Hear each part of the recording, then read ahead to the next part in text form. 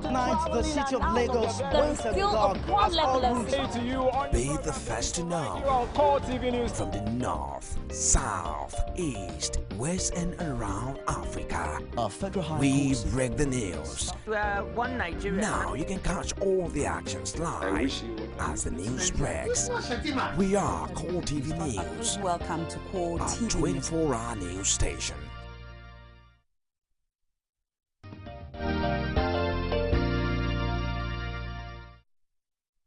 Thank you for joining us on Core Digest Wednesday edition. We'll continue in on security and the ongoing fight against Boko Haram. Anti-Boko Haram, Nigerian army, and cross-border tactics. Of course, yesterday we talked a little about this, but we'll be looking into an in-depth review of all these emerging stories. 480 Nigerian soldiers found on Cameroonian soil. Of course, some are saying they fled from Boko Haram. The Nigerian Defense Headquarters is saying it was a tactical maneuver. Now, how do we define all of that in this ongoing war against insurgency? Kick-started actively in 2009 from the UN headquarters bombing, the police headquarters, crossed across religious borders, churches, mosques, and of course, sometimes earlier this year, the abduction of over 200 Chibok girls gave it a much more global relevance. I'm joined this morning by a legal practitioner, Malaki Ogwumadu. Good to have you again I'm on delighted Core to be here. Digest. Thank you for the opportunity. We also have a retired colonel in the house, Gabriel Adetunji Ajayi. Good morning. Good to have you join us. Good to be with you. It's good to have you join us. Well, let me start with you. You've been with the Nigerian army for 30 years. Now, the stories that we hear in recent times, we've had callers calling on this program and talk about the remuneration, talk about the relationship that exists between the federal government and the average Nigerian soldier. How would you describe this from your own experience? Well, I left the mainstream of the Nigerian military effectively from 1995 as a result of the Phantom Coup saga foisted on some distinguished Nigerians by the reprobate regime of late General Sani Abacha, which included General Obasanjo, Yar'Adua, and co. So, I may not be able to know what's going on now, but during my time as a corps infantry officer, no soldier ever asked me that his salary was too small and he wanted an increment. At that time, the uniform was what was paramount to us. When I was made lieutenant, full lieutenant, early 1975, we slept with the uniform. You know, we slept the uniform. I came into the unit in 1973 as a second lieutenant and a company commander. I had under me over 100 soldiers as a 20-year-old boy, you know, and I lived with the soldiers. I ate with the soldiers. I trained with the soldiers. We did route march together. I drank ogogoro with them in the mommy market. I was part and parcel of the soldiers. When I was promoted to lieutenant, the celebration was done in the mommy market by the soldier. They carried me shoulder high. Incidentally, one of my company sergeant majors happened to be the father of the then Brigadier Musa Usman, governor of Northeastern State of Nigeria. He was under me. So that time, the officers really held the responsibilities of officers. There are no bad soldiers, but bad officers. So if there's any problem, I lay squarely on the doorstep of officers. Officers lead the soldiers. It's all right. Soldiers follow their officers. Okay, we'll get there. Barrister, there seems to be a lot of dimensions to this. Some are saying Nigerian soldiers fled from Boko Haram. The defense headquarters is saying, no, it was a tactical maneuver. How would you describe this debate? How did we get to this point whereby we don't seem to be in charge of this war against the terrorism in Nigeria? Well, before I respond to your question directly, let me, and this is rather painful, to hear direct participants active members of the Nigerian military speak in nostalgia what used to be and no longer available. If you look at the ragtag nature of Boko Haram, because we watched them on a few video clips, you will wonder how low, how comatose has the Nigerian cohesive force collectively become, to the extent that they can be overwhelmed. And we as laymen, not soldiers now, because I don't think I have the informed, privileged information that my colleague has just discharged. How low has the Nigerian cohesive apparatus become to be overwhelmed by a ragtag militia group? Olukolade, it sounds very smart. I mean, I hear him almost always. But I could tell you very clearly that watching him this morning on Channels Television, as he tried to justify what happened, I saw, with all due respect, a man who was laboring to convince clearly people who have come to the conclusion that we're not getting it right. Now, when you say tactical maneuver, I was cracking a joke before we came on set, that lines are better told in English. If you reduce that tactical maneuver in either Yoruba or Igbo or Delta, where I come from, you will find very clearly that it has no application. Now, it might sound funny, but I think we are actually in a very dire state. And it is quite complicated because it is a mixed bag already now. All the years of our malfeasance, all the years of our misbehavior as a country, all the years of injustice that every aspect of this country has suffered by crass ineptitude of or even absence of leadership, culminating in an army. When I say army, I mean a legion of unemployed youths overwhelming the population of this country. I mean, as I understand it, or close to 60% of able-bodied Nigerians who are employable are on the streets. In the Niger Delta, where I come from, the Niger Delta struggle became enviable because people who studied engineering, who are supposed to be in oil companies and fixing machines in one creek or the other, didn't have any job close to 15, 20 years. They merely deployed the same intellect into militancy.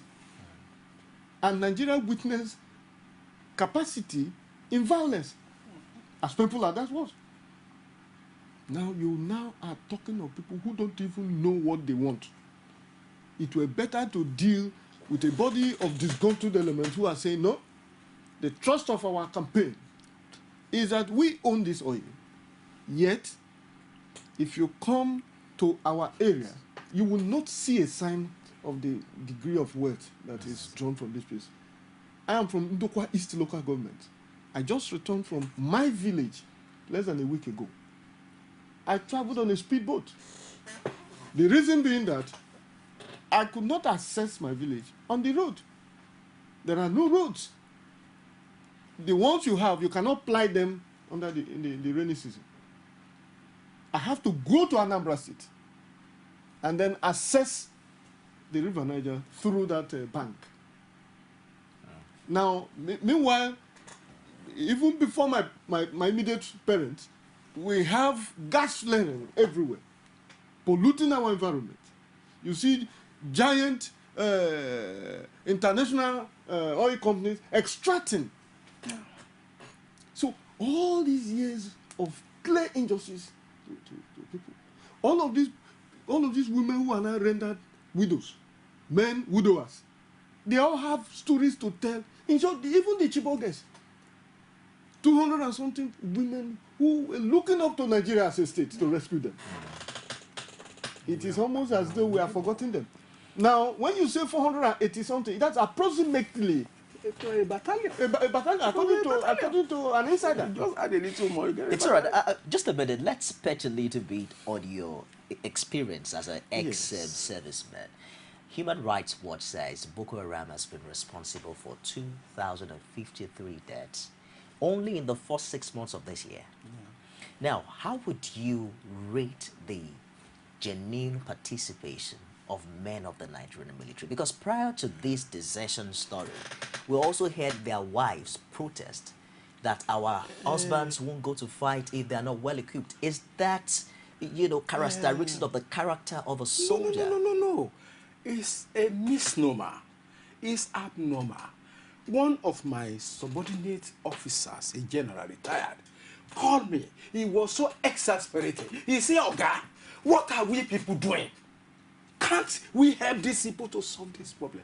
Believe me, when we were in service, when we were moved to southern Lebanon, you know, I was a company commander. My soldier look here and there. They throw away the bulletproof jacket. There's a banner, so what they do with it. They throw away the bulletproof jacket. They couldn't wear bullet. They put on their uniform. And they were going on patrols at night. They were chasing. They confronted Israeli Defense Force, confronted PLO, this same Nigerian army that defended the territorial integrity of Kenya during the colonial time, that defeated the Italian army in Ethiopia and hosted the British flag on the Italian position. If today it would have been Nigerian flag. But you find that the decay in the military started in the last phase of our respected general's rulership, General Babangida, and it totally went worse during the Abacha regime, when the only thing then was tenuous survivor of the Kumbe military administration was the security system being developed. And you had a clique of officers holding the majority of their colleagues are hosted. At the time, I felt I was an orphan in the Nigerian army. So you have all these soldiers, these boys are between the ages of 18 and 25. They need good leadership to be able to stand in battle and fight. But what do you have today? Captains with 3 master's degree. You want somebody with master's degree to go and put his chest to the bullet being fired. You have brigadiers with PhDs.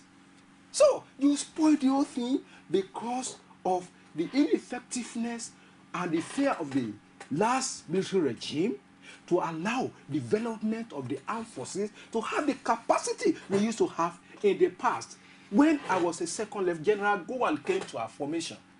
By the time we finish asking questions, if it will be during IBB time, they will close down the division. General Gowon, when he was summarized, said, "Gentlemen, I am proud of you today that if you have not confronted me like this, I will have lost hope that I have no army." You know, we reached a stage where I was implicated in the coup just because I insisted. Senior officer, we could stand and tell General Sani Abacha and say, "No, sir, hand over to the winner." We are officers. We are supposed to be courageous, take care of the little thing, and the bigger thing we take care of, say, is the same in the military. So you have the rot so much. But let me tell you something. The best form of welfare for the troops is first-class training. A training in such a way that soldiers having a particular combination in their hand will work for them better than the same combination in the hands of the enemy. Okay. The Yorubas say the strength of the sword is in the hand of the beholder. It is not in the sword itself. So, if the beholder has no courage, if the beholder is not well trained and has confidence in himself, there will be a problem. I had one quality that trained me while I was integrity. My soldiers could vouch for my integrity. The least private in my battalion will vouch for my integrity. And so, they were prepared to stick it out with me, whether in light or darkness, rain or sunshine. So, a soldier does what he's told to do. So it looks like you're putting... No soldier will leave his officer and run back. Wherever the officers are, the soldiers will be. There is no way 480 soldiers will leave. How can they, how are they organized? The army is organized from section to platoon to company to battalion. So a combination of how many battalions? There are their officers among these soldiers, and the battalion is commanded by a lieutenant colonel. The 2 ICs is a major, company commanders are majors, 2 ICs are captains, adjutant is a captain. It's all right. Yeah, so come, you now talk, we have a problem. The civilian regime started in 1999. They behaved like the Balewa government. They never came to rescue the military, and rebuild an army for them. They have set up a judicial inquiry to probe the rot in the military and and repair the military, and then let us have the type of military that the country should have. In the First Republic, the civilians who took over did not look into the military. They left it as a no-go area.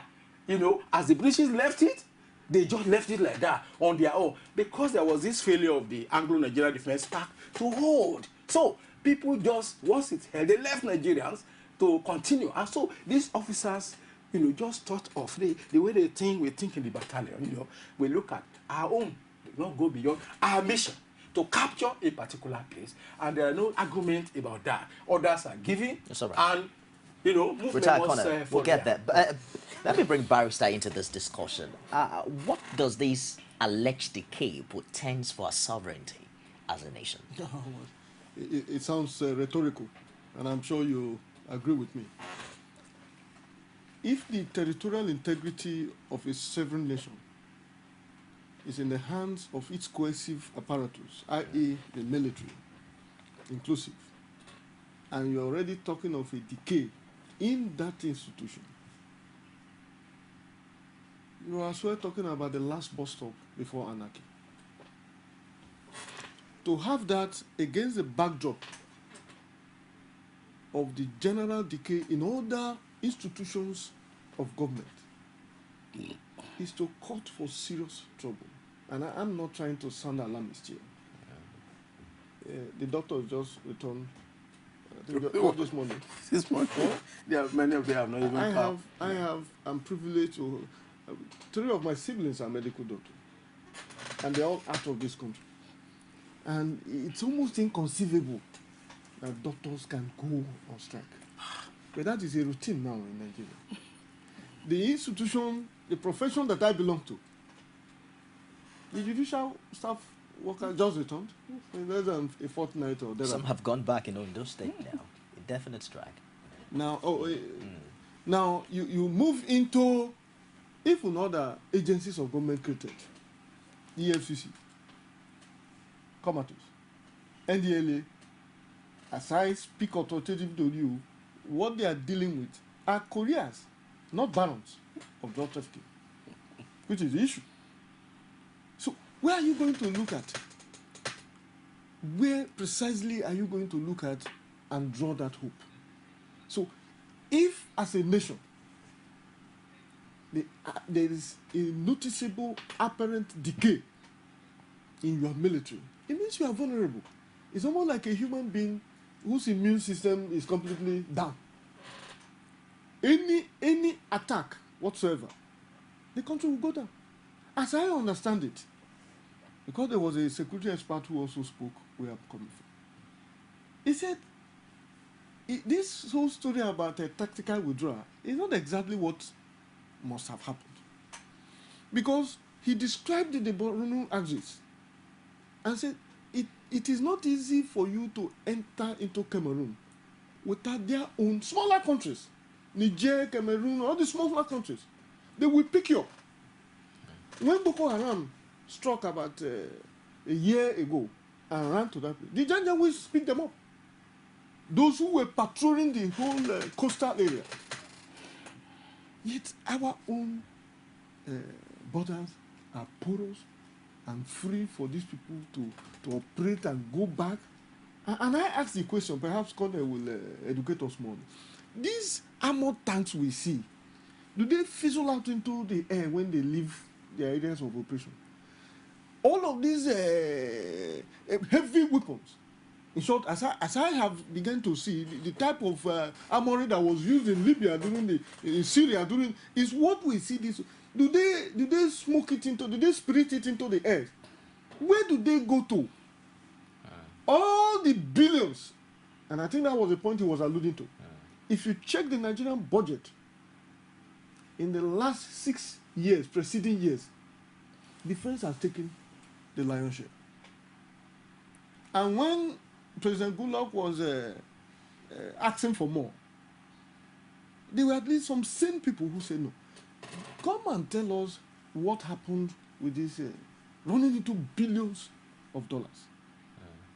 So it is not just a question of, I mean, once we are clear that the army is on its knees, don't talk about the police.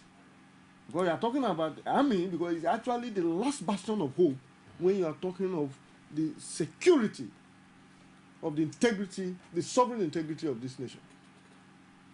Once you get to that stage, we can as well resort to prayers, even when that does not solve any problem. It's all right, but let's look at the limitation of the efforts already made by the federal government. Borno State is still under emergency rule. I mean, you know, for a layman, one begins to wonder what that state of emergency really means if a terrorist group as Boko Haram can still declare an Islamic caliphate on that circumstance. Maybe you need to educate us maybe on first that. of all, let me start from Mr. I don't call it Islamic caliphate, call it the caliphate of banditry. Okay. It's not an Islamic caliphate, it's a caliphate of banditry being established. You see, the word state of emergency in Nigeria is just a legal terminology. When my brother lawyer, we used to say it's just a legal term. It has nothing to do with the physical, you know, fighting on the ground or imposing the will of Nigeria on every inch of Nigerian soil. The Boko Haram intervention is a corrosive war where you have, like the Yoruba say, the person beating the drum for the dancer on top of the water is under the water. I asked the question myself from one of my generals, one of those my boys. How did the Boko Haram get coal, petroleum, oil, and lubricant for the vehicles? Are they fueling it from Cameroon, Chad, or Niger? How do they get the mechanics who operate their vehicles? How do they get all the logistics? How? It means most of the logistics are gotten from Nigeria here. Most of our core leaders give tacit support to this, maybe out of fear of reprisal or out of the love for those people and so on. So it is a complicated issue. The state of emergency has nothing to do with the operational viability of Nigerian military forces on the ground. It has to do with the manpower that are on the ground to enforce that will. These boys are between the ages of 19 and 25. Many of them bought their forms with money, looking for job. The Americans say the Marines are looking for a few good men, not just anybody. Few good men, volunteers. All armies in the world are volunteer organizations. But in Nigeria, you have to pay to get in. A person that are paid to get a slot wants something in return. He cannot open his chest for the Nigerian people. But I know in some armies, they can lose 20 soldiers recovering the dead body of one soldier. That is nationalism. There is no core value to believing in Nigeria. There, as far as I'm concerned, I don't deceive myself. I was in the military for 30 years. I could not see what you could term nationalism burning in the heart of anybody. Even in your, you mean even at your own period? I could not see it. Those that were leading us. One senior officer once told me, he said, Nigeria is not Lagos and Ibadan. I never said so. I never said Nigeria is Lagos and Ibadan. I never projected my place. If I want to speak of any place, I will speak of Ijesha land, where I come from anyway. I want the best for that place, neglected place, you know. But we were trained in the India by the Indians to believe in our country, to believe in our country, to die for our country, you know, to tell the truth. Look, when we were cadets, if 5 £5 no drop on the parade ground. 3 days later or 4 days, you will find the money there. Nobody will even pick it up, come and say lost but found, because the Indian will punish you. Say you have the eyes of stealing to have seen the money on the that does not belong to you. You will be punished for picking up lost and found and going to report it. You are not supposed to say that you have the eye of a thief to see something that does not belong to you. But the whole thing boils down. A nation gets the military services or military men it deserves. The whole core of the nation has to be rehabilitated. Nigeria needs to be rehabilitated. We are a wounded nation. We need to be rehabilitated. During the Nigerian Civil War, everybody was behind that war effort. In the churches, in the there was what you call the Truth Comfort Fund. People were bringing something. You never heard anybody complain about the Nigerian military. General Labi Sama in his book said they ate once a day. 3 Marine Commando, he said they were eating once a day. The soldiers never complained. They never ran away. I know desertion is part of military terminology. If there is nothing like desertion, it will not be in the military lexicon. There is desertion. There will always be desertion. Even in the ancient time, Roman army, they had serious punishment for desertion. So it's about the whole nation. The problem is not the military. It is our nation. The civil defense want to join, you pay money. The police want to join, you pay money. The customs want to, you pay money. I don't know of the Department of State Security Service. I have my respect for that corps. I have my respect. Everywhere people question me, why do I give credit to SSS people? The little limited successes we have all over has been as a result of the sacrifice of these people. Sorry, Retire, let's us drive this discussion forward a little bit, because the problems and the challenges are evident. Let's talk about the sincerity of international commitment to this fight. Earlier this year, there was a meeting in Paris summoned by the French president, for Nigeria and neighboring West African countries. You notice that Boko Haram seem to operate at borderlines. What is the sincerity of these international relations to ensure that this group is brought down and brought to book? Well, even beyond that meeting you talked about, there was also one summoned by Obama. Okay. Not strictly on security, but you cannot rule out that. But on all African leaders. And also all African leaders. I think we should get it straight. The entire world is already bogged down by the challenges of militancy, by terrorists, not agitators, it's terrorists, people whose ideology is to instill fear through destruction and brutality. If you take a peep into Iraq today, you will imagine that Syria, that has a warfare for more than 3 years now, it's a child's play. If you know exactly what is happening in Iraq today by ISIS group. Now, Libya, that we thought was settled, is in conflagration now as we speak. You move into Europe, around Ukraine and Russia, it's another kettle of fish.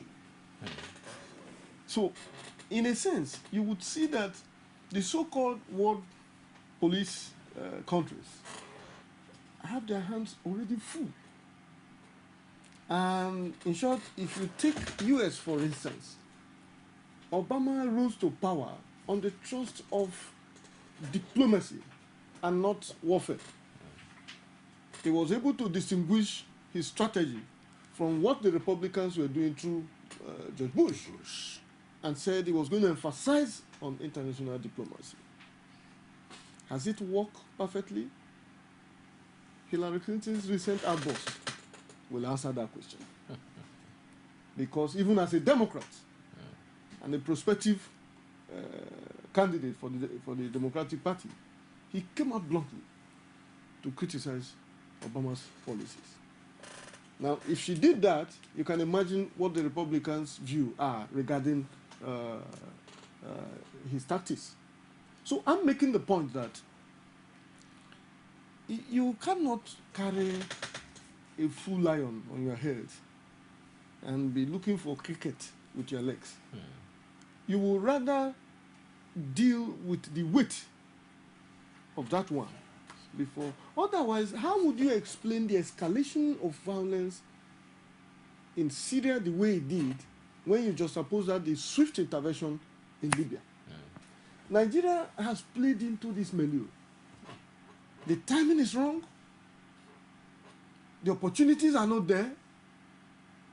Countries are overwhelmed by their own immediate challenges. The France you talked about, just 2-3 days ago, the government collapsed.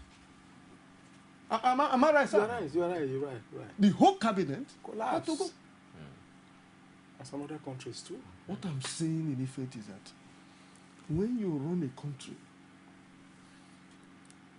the clear intention by your behavior to rely on external assistance, you will be too shocked that people are preoccupied with their immediate. The same thing that happens to a country happens with individuals. I remember one of the greatest lessons I took away from home, from my father, was never to expect that somebody else will do it for you. Indeed, if any person does it for you, let it be in addition to what you can do Added yourself. value. Well, I don't want to believe that there is no hope for this situation that we have found ourselves. Of course. But let's try to There is hope.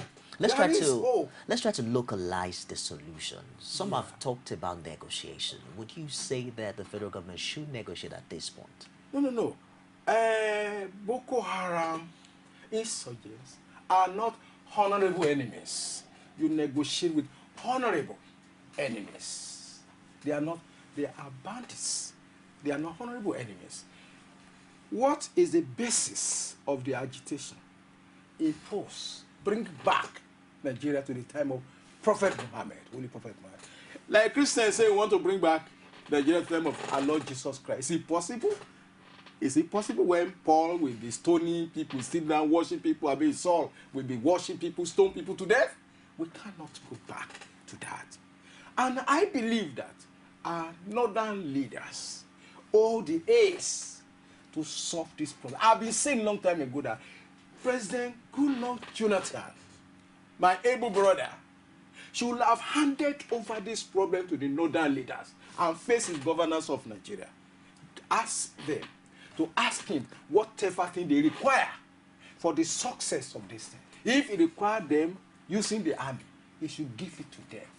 You say, I was discussing with somebody, I play somebody. You say we should use carrot and stick.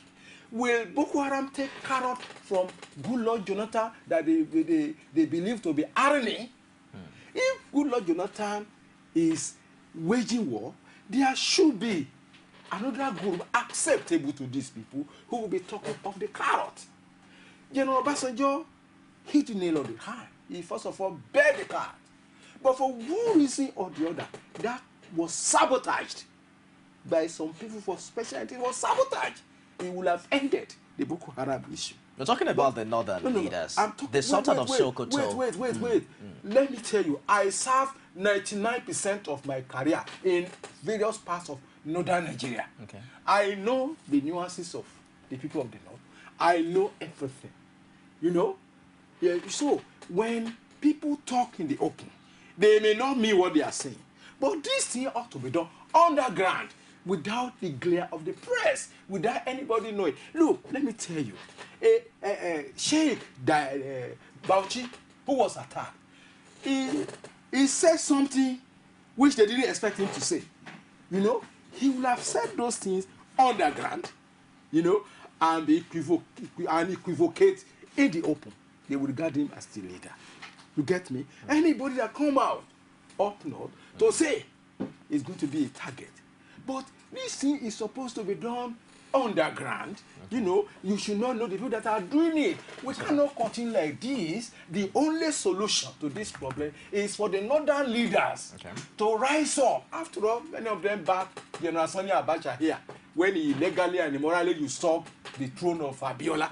They could stand and face this problem underground, not in the open. It's all right. Yeah, underground. We're going to take a short break now and Underground. be back with the discussion. You made mention of northern leaders. I also want us to bear in mind that it's in their hand. It's not the Owa Obokun of Ijesha land who can solve Boko Haram problem. Well, It's not the Oba of Lagos. He cannot. It still depends on the Emir of Kano, the Sultan of Sokoto, the Shehu of Borno.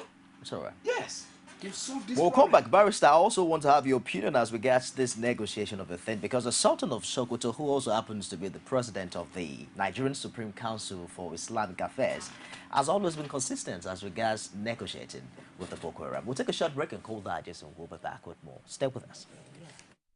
You can now watch Core TV News live from anywhere in the world on our website www.coretvnews.com.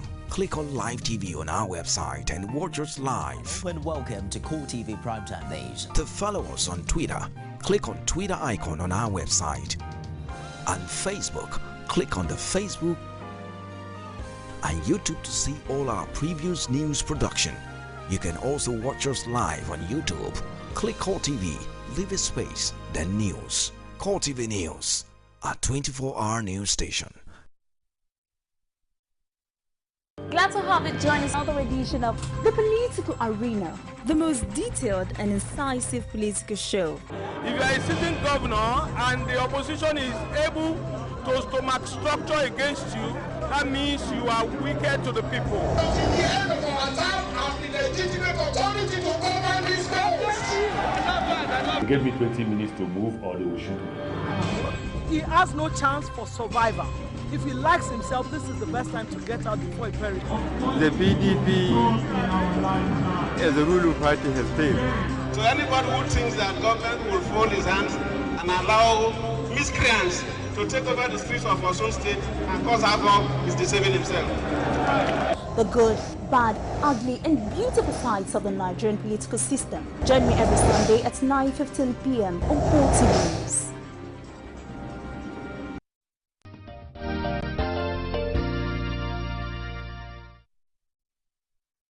Thanks for staying with us on Cold Digest. Of course, we're talking about Operation Hunting Boko Haram down and what's happening between Nigerian Army and what they call the border tactics, the cross-border tactics. Thank you, gentlemen, for staying. The course I have been speaking with Gabriel Adetunji Ajayi. He's a retired colonel of the Nigerian Army. Thank you very much for staying the course. Thank you, sir. And Malaki Ogumagu is a legal practitioner.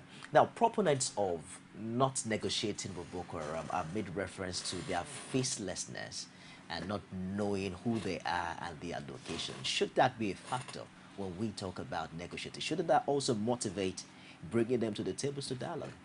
Well, certainly that is a very viable factor. Because if you are talking of negotiation as an act of conflict resolution, you are presupposing that you are interfacing with somebody. And if this group have remained faceless, as we are made to understand, that becomes a challenge. Okay. Now, besides that, people have also wondered that by far more than that factor of being faceless is the timing of the so-called negotiation.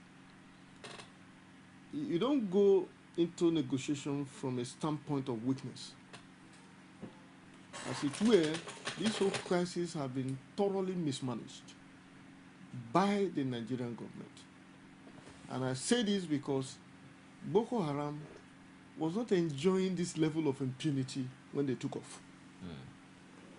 What that tells me is that at that stage,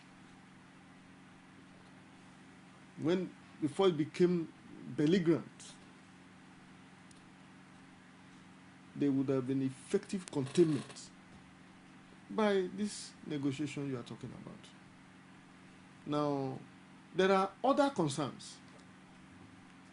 There is a view that you don't negotiate with terrorist groups. It makes a credible, posture, at least for the sake of controlling the incidence of terrorist activities. And people will want to draw your attention to the failure of government to deal with similar situations in the past. You know, all the crises we have had, and that speaks to the point that ultimately every violent activity ends up through negotiation. From the Civil War to the Niger Delta War, negotiation, dialogue. But you see, those who feed us with that information and those who want us to remain recalcitrant, they surreptitiously practice it in their own clan. In short, the strongest armies in the world, ranging from US to even Israel, have negotiated with terrorist organizations. Not in decades past. I'm talking of yesterday. Some swapping up to 5 terrorists, known terrorists, known terrorists, for just one Israeli, and so on and so forth.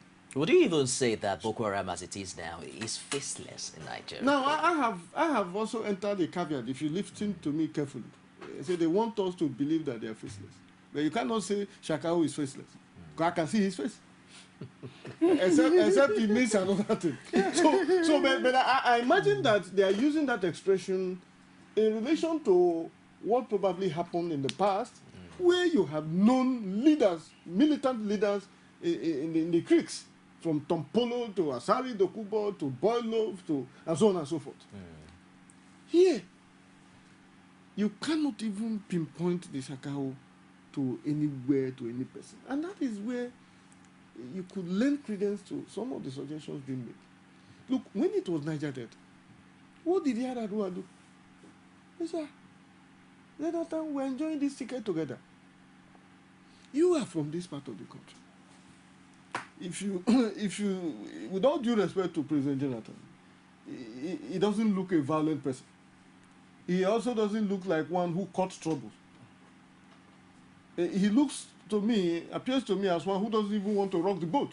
Yet, the lot fell on him to go to the creeks.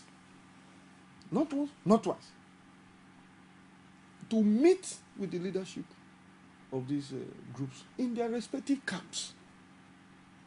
Now, has it cost Nigeria huge sums of money to tackle? Yes, it has. But what is the benefit? From a country who could not produce more than 7,000 barrels of now, doing doubling or tripling that. So, and that supports the argument that is being made. Now, look, we cannot afford to leave any option out of the table.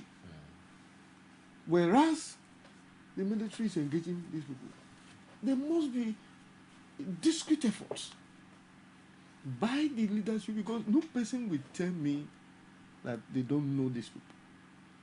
I mean, and that also supports the case for state policing. Policing is a community thing.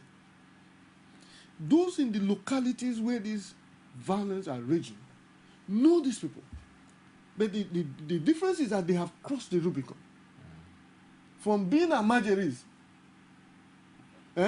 from being orphans, from being rejected by the society, for being treated like outcasts in the country where they come from, they have now matured as full threats, not potential now, capable, ready, and prepared threats to the state of Nigeria. And therefore, I have problem with the timing. That's all right. If you now move into negotiation, like my colleague was saying off camera, are you going to start from, because the conditions are there. You say, Jonathan, forget this Niger Delta cap, come and wear turban. You must become a Muslim. Secondly, the whole of Nigeria. That reminds me of Babangida's mischief of turning this country into Islamic states through the OIC in the 80s. They are saying the whole of Nigeria. Now, we cannot afford to toy with all of this, because if you see the trend in the world, these terrorists have this agenda. As I speak with you, the former Prime Minister, Malik of Iraq, has scampered to safety, has run away. The ISIS there are trying to carve out an entire region, calling it total Islamic State. But there's a more specific dimension to this negotiation. Today makes it 135 days after the abduction of the over 200 Chibok girls. Boko Haram came out to the world to say, give us some of our men and we'll give you the girls. So what would have been your discretion at that time? My honorable brother spoke about swap and they called that negotiation. And I wanted to interject to assist him in that. Okay. That when we're talking of negotiation, we are talking of holistic approach to the settlement of the crisis at hand. The Israelis never sat down to negotiate a change of prisoners of war. But at the level of the security, they exchange, prisoners. There are some key personalities in the security system of Israel captured. They want to get him back alive. So, underground, the government of Israel, we pretend as if they are not. Shouldn't Nigeria have done that in the case of the Chibok girls? That is what I'm saying. That I don't know what is wrong with us in Nigeria. It didn't just happen. I don't know. The Israeli government, we could look at the Entebbe, the kidnap, they had a cabinet and said, no.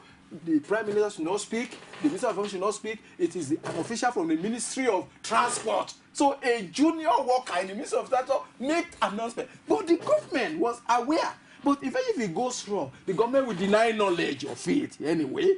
So that is how those things ought to have been done. I said it here once upon a time when I was on this set. It's underground negotiation has nothing to do with over-table negotiation. There should have been, or there should be a line. That's why I call Boko Haram not an honorable enemy. Our honorable enemy will have lines of contact with his opponent. Is there a possibility that that could have happened, and possibly there was a failed attempt to make that happen? Attempted to do the underground.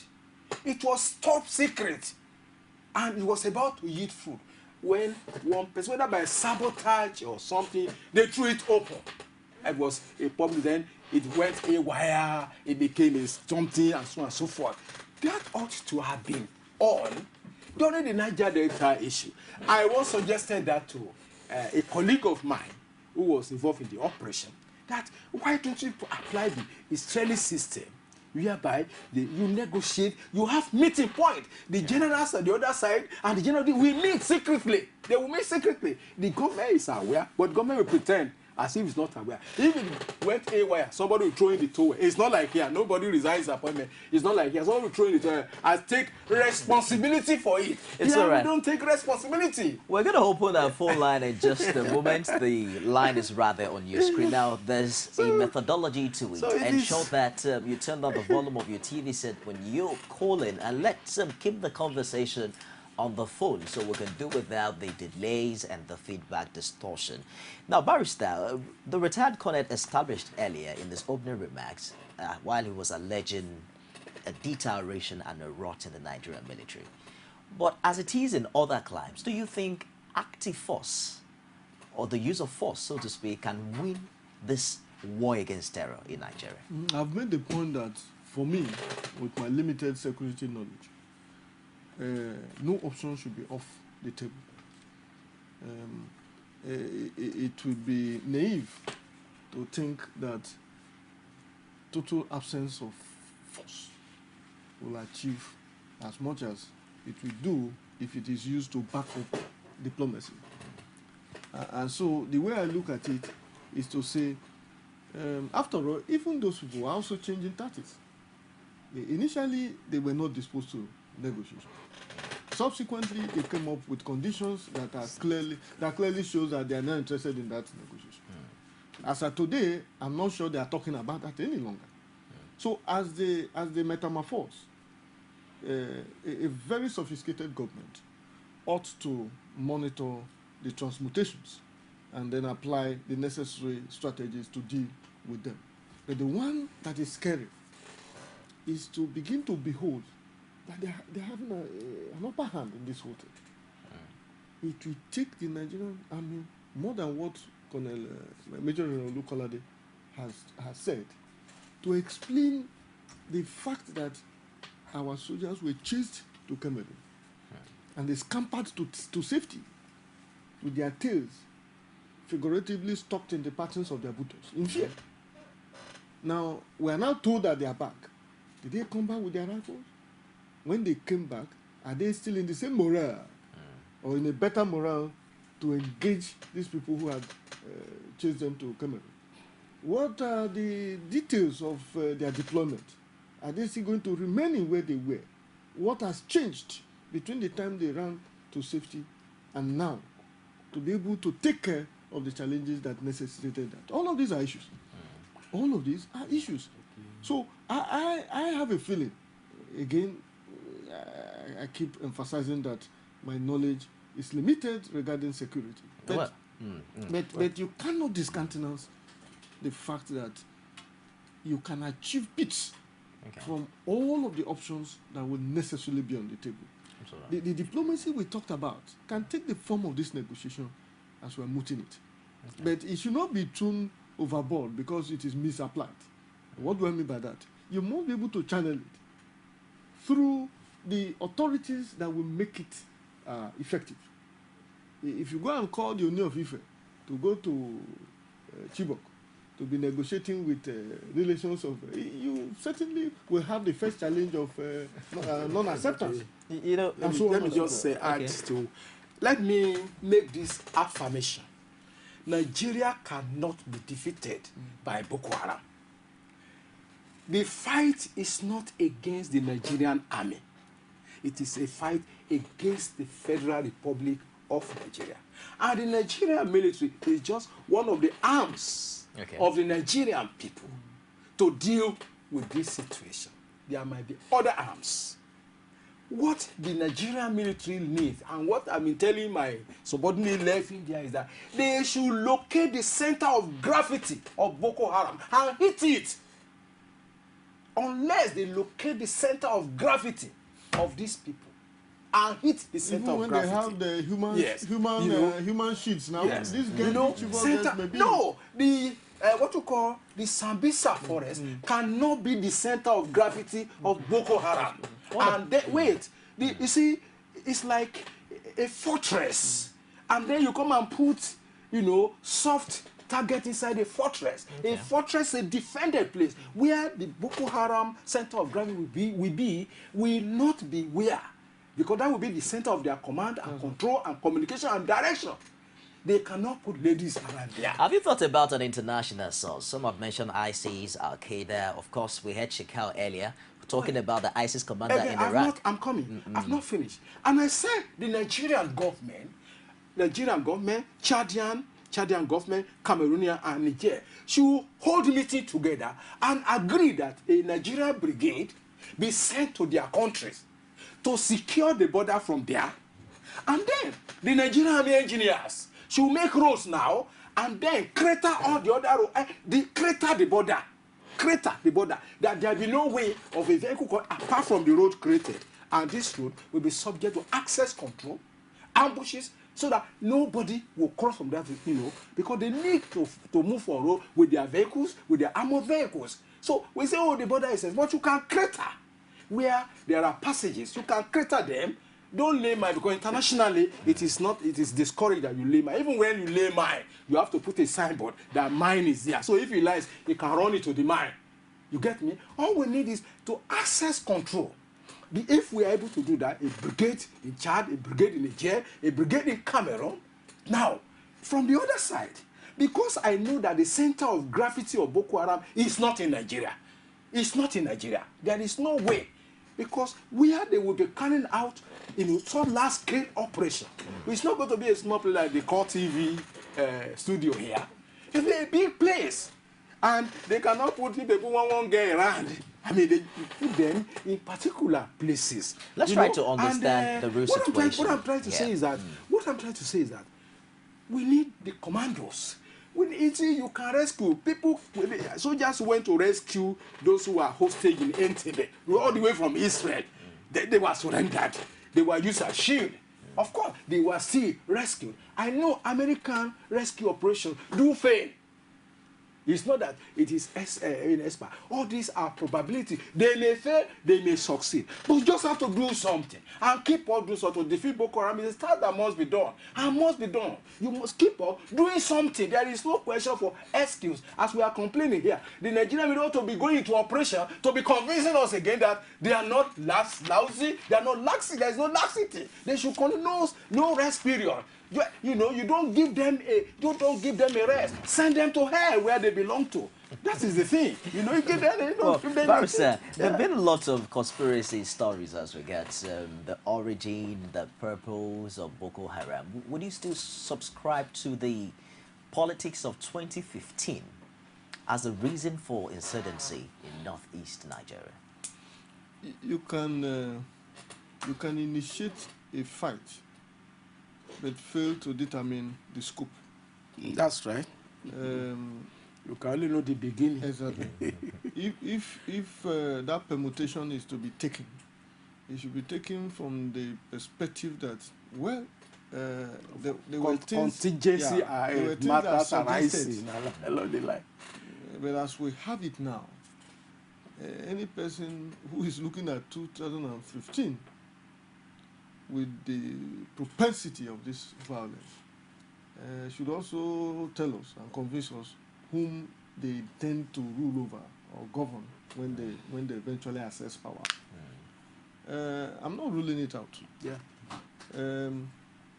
But I can also say that by far more than that, because it is not easy to conceive violence and then have it run through in a decent society. What has given pep, what has given effect to what is going on today is a grand swell of environment to deal with. If you are going to preach the gospel of suicide bombing to a population, a critical mass that is well engaged in terms of gainful employment, in terms of hope, in terms of aspiration, in terms of nationalism and patriotism, it will be a colossal failure. You are able to speak to a demented mind, a completely frustrated mind, and one that has pent-up anger all over the years. Don't forget the things they call emergencies. Some of them don't know their parents. They don't know their father, don't know their mother, don't know whether they have siblings or not. And they see in their midst the abundance of affluence by a selected few. You may culturally hold them together for a while and say every morning come and with Babiala and collect it. But what is raging in the mind of that impressionable young man, you cannot tell. Some of them over the years must have been looking for an opportunity to show deep resentment, their frustration, the totem of failure, and the absence of governance to protect them. And they find the opportunity. Many of them, anyway, are not even sure of tomorrow. So if they will get today and die tomorrow, they better get today. Otherwise, I don't know what you could be told. As a good friend of mine, Nifemi, to deploy the diction that I enjoy each day I come here to be interviewed, the cerebral content of your own program, and then conceive the idea of it doesn't add up. Now, a society in which, look at what happened in the stadium when they killed, say, migration, whatever, and Nigeria. How many people have been prosecuted? That's what I'm saying. Everybody look on. So the culture of impunity reigns supreme when you do not visit the act of any malfeasance with punishment. And that is what we have had over the years. Today, you still see those people who clearly mortgage the future of this country, so pretending over their affairs, recycling them as though as though we don't have any sense of decency any longer. The ruling political party, as I speak with you today, parades ex-convicts, parades those who jump bail from abroad. In short, in your national conference, some of them were there. We saw ex-convicts. And as a lawyer, I'm saying ex-convicts, so that you can sue me for defamation. We saw people who jump bail. We saw people with questionable characters. So pretending they are friends. And when the law that needs no further fall, look onto the charade that is going on. He believes it is time to ride roughshod. And when he does so, nothing happens by way of punishment. The impunity continues. So, my brother, I am certain that let me cut it there for a while. If you understand the variables of social evolution, you will know that one thing we give for the other before we begin to discuss Nigeria.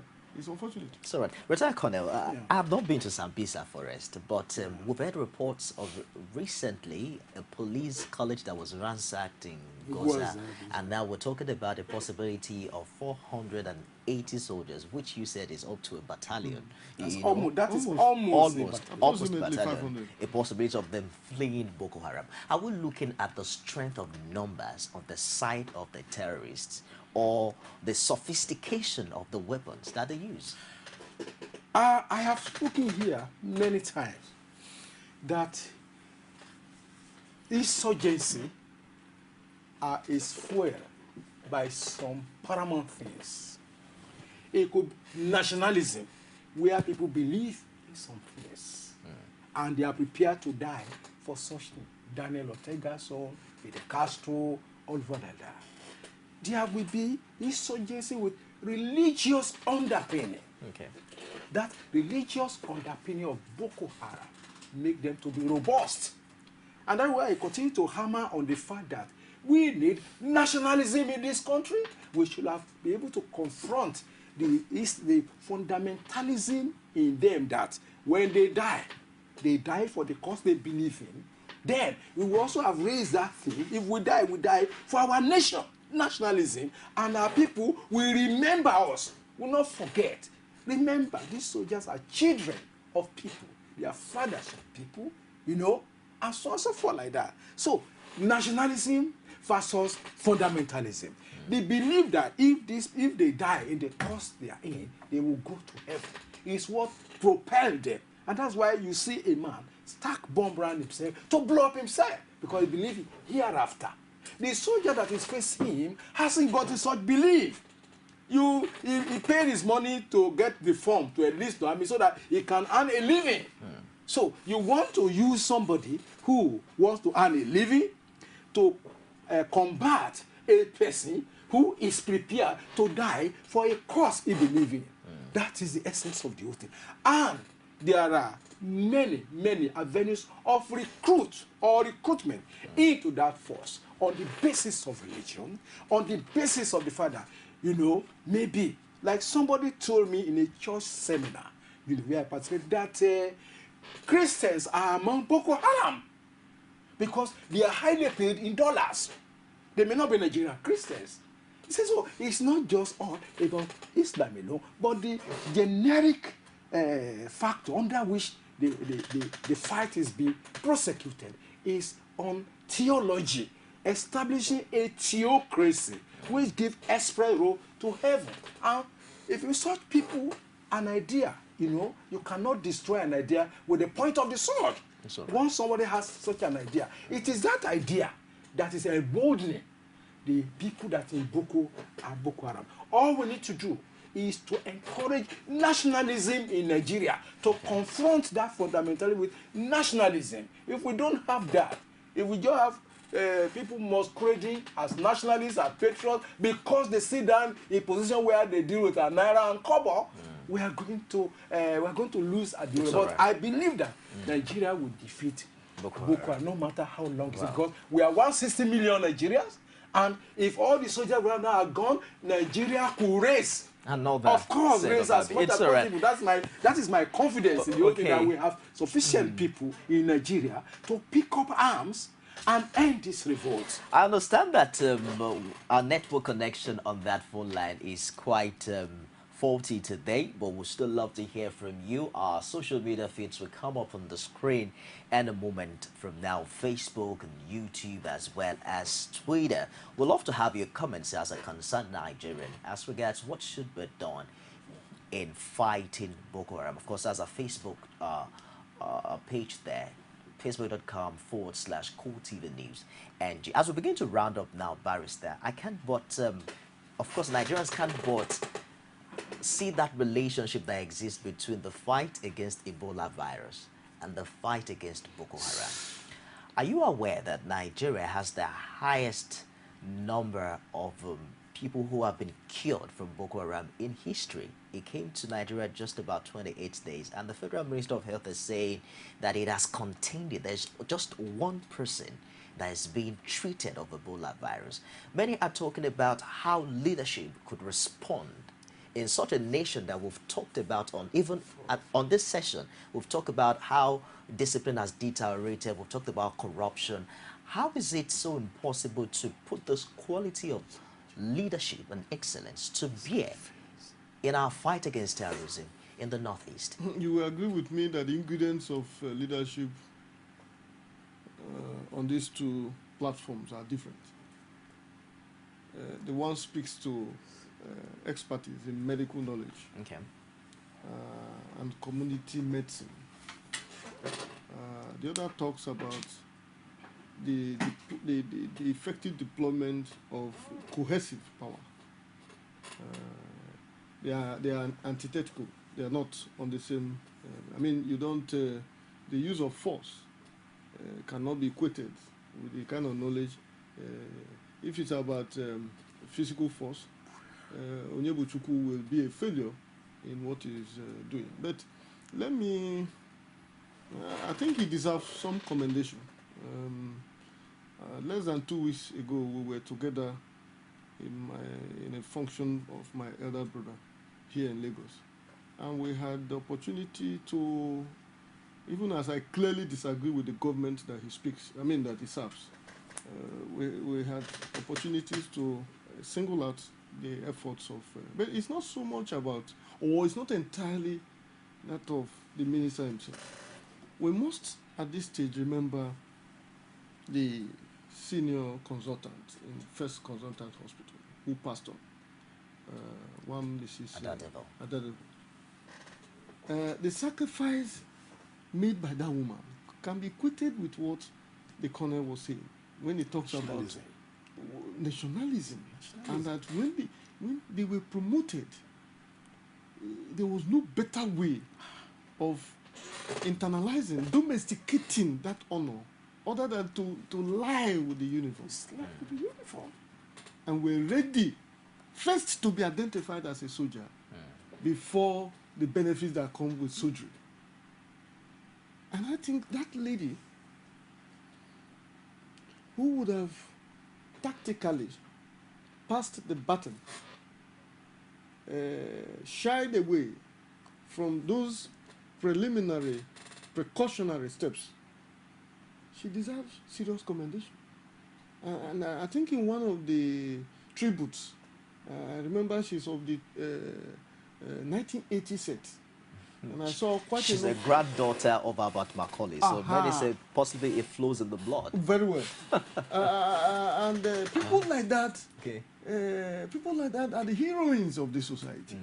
These are the people who would have effortlessly make the honors list, rather than the charades that we see year in, year out, people who also represent failure, thrown as symbols, as though the generation coming behind have anything to learn from them.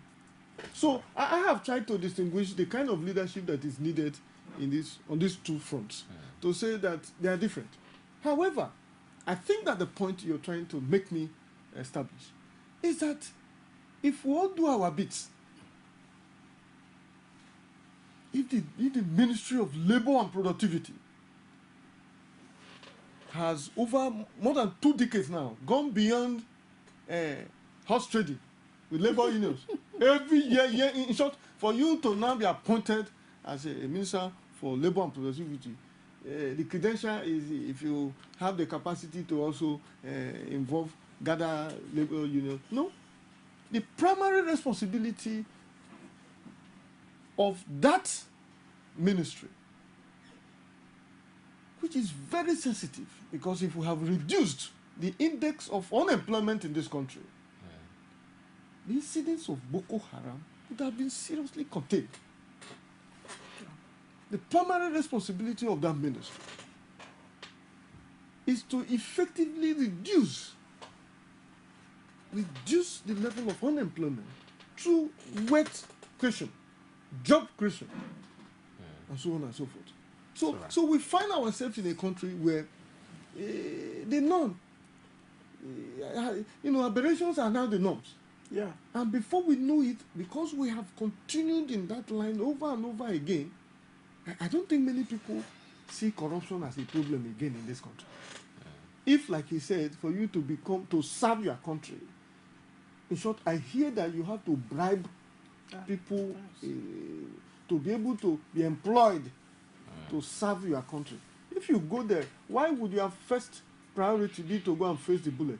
Your first priority would be to recoup what this wicked country has extorted from you. It's all right. We're running up now, retired Colonel. If you have an opportunity to speak with Nigerian soldiers with your 30 years of experience, what would you say to them now? Just 1 minute. I will just tell them, as colleagues, not to fail the nation. Okay. To go back to what we used to have. The nation first, and any other thing to follow. The Minister of Defense and those responsible for the management of this operation should visit the battle area. They should not, they may house in Abuja and ask the boy, if the boy see the leaders, they will not desert. Soldiers will not leave their officer in the front line and run back. It has never happened, and it will not happen. I am appealing to them to rekindle that old spirit of the infantry. Yield to nothing is the need. Yield to nothing. The queen of the battle.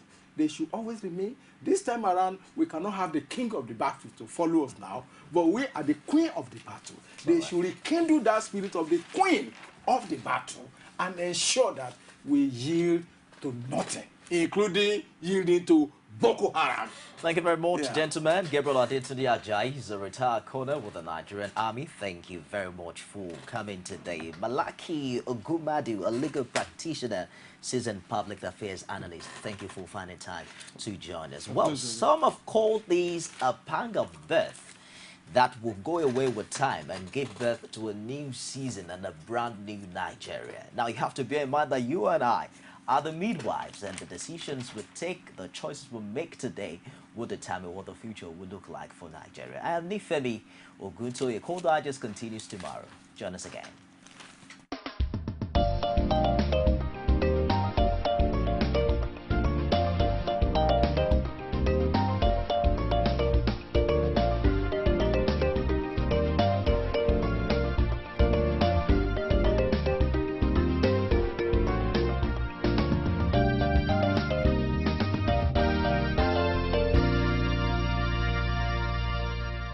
Core TV News.